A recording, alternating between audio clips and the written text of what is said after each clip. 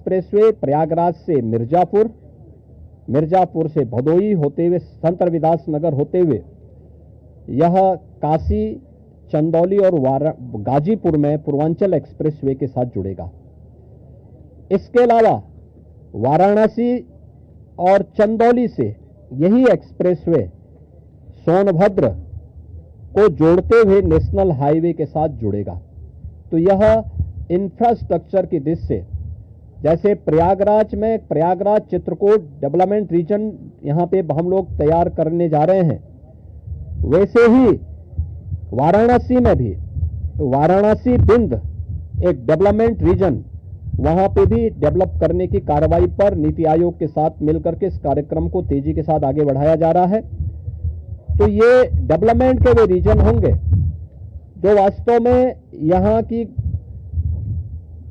न केवल पर्यटन की दृष्टि से बल्कि आर्थिक उन्नयन में और यहां पे रोजगार सृजन में बड़ी भूमिका का निर्वहन करेंगे। उस प्रकार का इंफ्रास्ट्रक्चर की दृष्टि से एक्सप्रेसवे एक, तो ये एक्सटेंशन हम लोग इसको करने जा रहे हैं जो प्रयागराज, बिंद और काशी एक्सप्रेसवे के रूप में इसे हम लोग जानेंगे। दूसरा है चित्रकूट और प्रयागराज के गंगा एक्सप्रेसवे को जोड़ने के लिए बुंदेलखंड एक्सप्रेसवे को गंगा एक्सप्रेसवे के साथ यहां पर भी जोड़ने की एक कार्रवाई को आगे बढ़ाना, जो चित्रकूट की दूरी को प्रयागराज के साथ जोड़ सके और रीवा हाईवे जो नेशनल हाईवे है, इस हाईवे को भी एक सुविधा इस एक्सप्रेसवे के साथ, गंगा एक्सप्रेसवे के साथ या फिर बुंदेलखंड एक्सप्रेसवे के साथ जुड़ने का एक अवसर प्राप्त होगा। तो ये दो महत्वपूर्ण के साथ साथ प्रयागराज की अपनी आंतरिक चैलेंजेज हैं, ट्रैफिक के चैलेंजेज हैं, और इसमें हम लोगों ने अभी से यहाँ पर पहले आदरणीय प्रधानमंत्री जी की प्रेरणा से भारत सरकार के राष्ट्रीय राजमार्ग विभाग ने लखनऊ रायबरेली होते हुए प्रयागराज की दूरी को बहुत आसान किया है, जिसमें गंगा नदी पे एक 6 लेन का ब्रिज भी बन रहा है।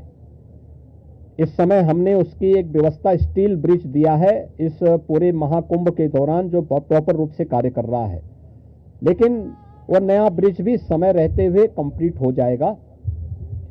ऐसे ही अन्य कनेक्टिविटी के लिए यहां से मिर्जापुर, जौनपुर, वाराणसी, आजमगढ़, गोरखपुर की कनेक्टिविटी को बनाए रखने के लिए यहां पर जो मांग हो रही थी, प्रयागराज शहर की तरफ से सलौरी और हेतापट्टी के बीच में, झूसी के बीच में इस पूरे ब्रिज को बनाने की कार्रवाई को, 4 लेन के एक ब्रिज को सरकार इसको बनाएगी। दूसरा, रीवा की तरफ से और जो आपके अरेल की ओर से जो यहां पे प्रेशर है यमुना जी के ब्रिज पे, सिग्नेचर ब्रिज आज से 20 साल पहले बनकर के तैयार हुआ था। आज यहां पर उसकी दृष्टि से बहुत महत्वपूर्ण आवश्यकता यहां पर है कि उसके पैरेलल एक नया ब्रिज बने। तो सिग्नेचर ब्रिज के पैरेलल यमुना जी में भी एक नए ब्रिज को हम अपनी सहमति, कैबिनेट ने अपनी सहमति दी है कि हाँ, शास्त्री ब्रिज के पैरेलल तो हम उसके साथ कर ही रहे हैं और इसको भी हम उसके साथ जोड़ेंगे। तो ये महत्वपूर्ण घोषणाएं प्रयागराज के इंफ्रास्ट्रक्चर, यहाँ के सस्टेनेबल डेवलपमेंट की दृष्टि से, डेवलपमेंट और रोजगार की दृष्टि से, और आने वाले समय में यहाँ के नागरिकों के जीवन स्तर को और बेहतर बनाने की दिशा में जो आदरणीय प्रधानमंत्री जी की प्रेरणा है, उसको आगे बढ़ाने के लिए ये कुछ घोषणाएं आज यहाँ पर कैबिनेट ने जिस पे चर्चा की है, अपनी सैद्धांतिक सहमति दी है।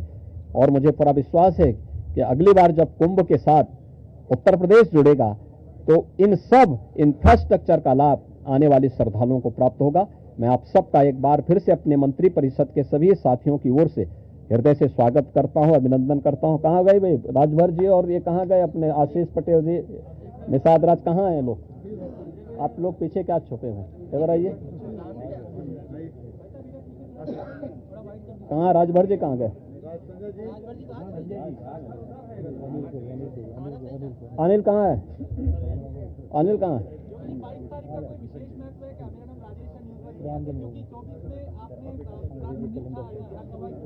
हाँ, तो इसीलिए तो यहाँ पे ये प्रभु की ही कृपा है।